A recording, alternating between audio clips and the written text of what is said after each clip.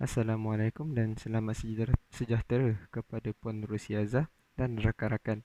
Nama saya ialah Muhammad Haziq bin Ahmad Nazri dan saya daripada kelas DEM 4B. Nombor pendaftaran adalah 01DM19F1052. Hari ini saya akan membentangkan mengenai hak dan tanggungjawab sebagai seorang pelajar kejuruteraan di Politeknik Ungku Omar. Okey, sekarang saya akan membentangkan mengenai hak pelajar. Okey. Pelajar perlu mempunyai peralatan dan tempat pembelajaran yang selesa dan selamat. Okey, apabila seseorang pelajar mempunyai peralatan yang mencukupi dan mempunyai tempat pembelajaran yang selamat dan selesa, pelajar dapat menjalankan aktiviti pembelajaran dengan selesa tanpa merisaukan sebarang kemalangan yang berlaku. Seterusnya, hak pelajar kedua adalah pelajar perlu mendapatkan uh, kemahiran yang diperlukan di dunia luar. Okey, apabila pelajar perlu mempelajari bukan sahaja teori tapi perlu mendapatkan pengalaman membuat sesuatu kerja itu. Dengan itu akan membantu pelajar apabila berada di dunia pekerjaan nanti. Sebagai yang kita lihat, banyak pelajar yang menamatkan pelajarannya dan memasuki ke dunia pekerjaan tidak dapat mempraktikkan apa yang mereka belajar kerana mereka hanya mendapatkan teori sahaja. Dengan itu, itulah sangat pentingnya untuk pelajar mempunyai pengalaman bekerja supaya mereka boleh bekerja di pada masa hadapan. Okey, seterusnya saya akan menceritakan pula mengenai hak tanggungjawab pelajar. Okey, uh, tanggungjawab pelajar uh, adalah dua. Yang pertama, kita akan pelajar perlu mengaplikasikan apa yang telah dipelajarinya di di tempat pekerjaan. Sebagai contoh, setelah tamat pengajian dan memasuki alam pekerjaan, pelajar perlu uh, mengaplikasikan apa yang telah dipelajarinya di dalam pekerjaan. Dengan itu, kita dapat mengurangkan risiko kemalangan ataupun risiko kecelakaan yang akan berlaku. Okey, seterusnya, pelajar juga perlu mengasah bakat yang telah dipelajari di kolej kediaman, di kolej maupun universiti. Sebagai contoh, apabila sudah tamat pembelajaran, pelajar perlu mengasah bakat yang telah mereka perolehi demi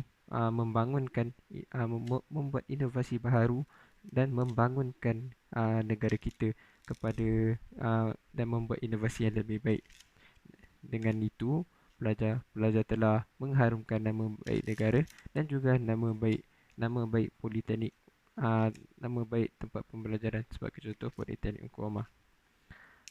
Terdapat banyak yang kita tahu pelajar belajar hanya untuk mendapatkan kerja, tapi sebaiknya pelajar perlu mengasah bakat tersebut demi menaikkan nama baik negara kita.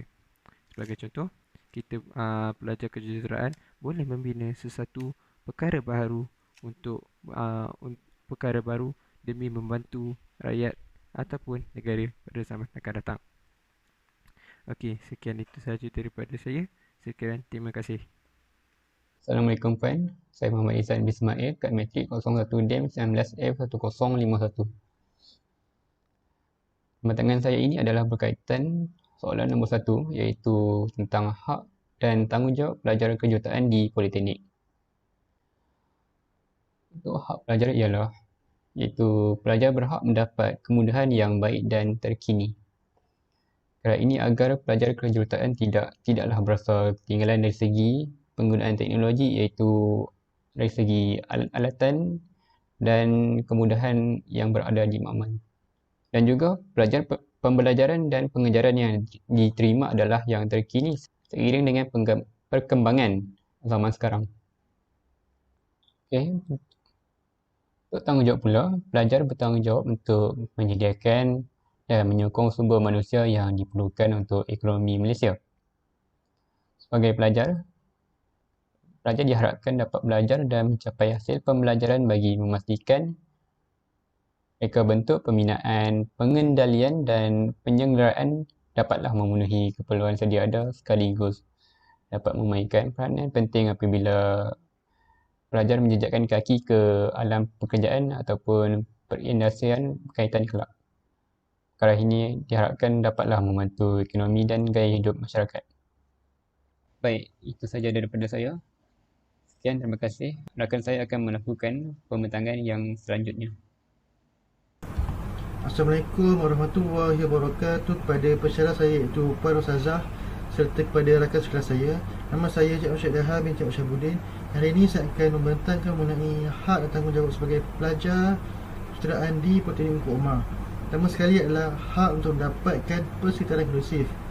Apabila pelajar mendapat persekitaran kondusif, pelajar akan rasa lebih selesa dan ini akan membantu meningkatkan lagi konsentrasi mereka terhadap pelajaran serta ini membuatkan pelajar rasa lebih bersemangat untuk menimba ilmu yang baru. Kemudian, hak untuk bersuara.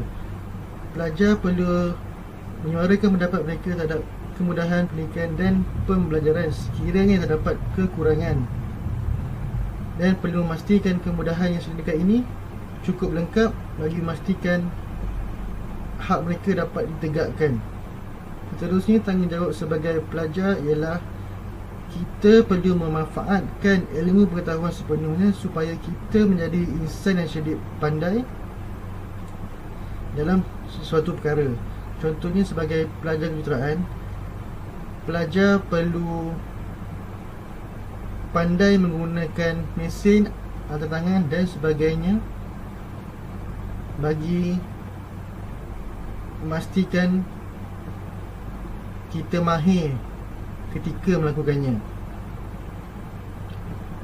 Kita juga perlu berusaha bersungguh-sungguh dalam pelajaran tanpa mengenal erti minat lelah agar mencapai kecemerlangan akademik dan dapat mengharumkan nama politeknik di pesada dunia. Akhir sekali, kita perlu mengikut peraturan yang telah ditetapkan supaya kita menjadi lebih disiplin, dan dengan sikap disiplin ini ia bantu meningkatkan kepribadian dan jati diri dalam diri kita. Sekian saja daripada saya. Terima kasih. Assalamualaikum warahmatullahi wabarakatuh. Nama saya Nur Hasni Akidah binti Muhammad Zanuri.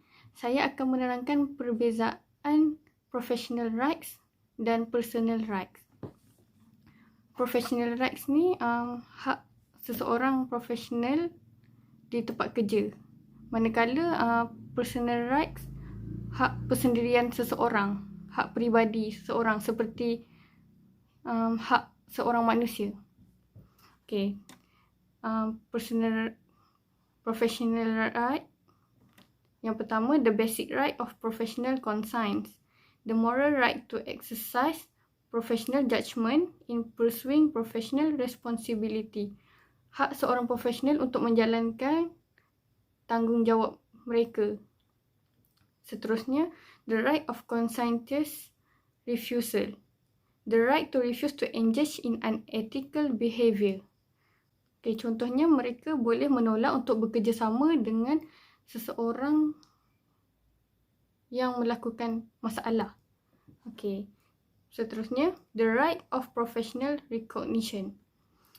Hak seseorang untuk memberi pengiktirafan kepada pekerjanya yang bagus seperti menaikkan pangkat, menaikkan gaji dan sebagainya. Okay, seterusnya, hak personal, the right of having personal life, like spend time with family. Hak personal ni macam hak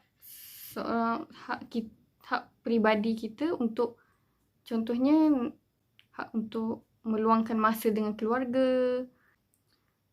Seterusnya, the right to be free from discrimination. Hak untuk bebas daripada diskriminasi. Contohnya, gender and religion discrimination. Hak untuk mempertahankan diri daripada, hak untuk bebas daripada diskriminasi tentang agama dan jantina. Seterusnya, the right of having privacy. The right to control the access to and the use of personal information. Hak untuk membenarkan sama ada personal information kita boleh digunakan ataupun tidak di tempat kerja. Sekian, terima kasih.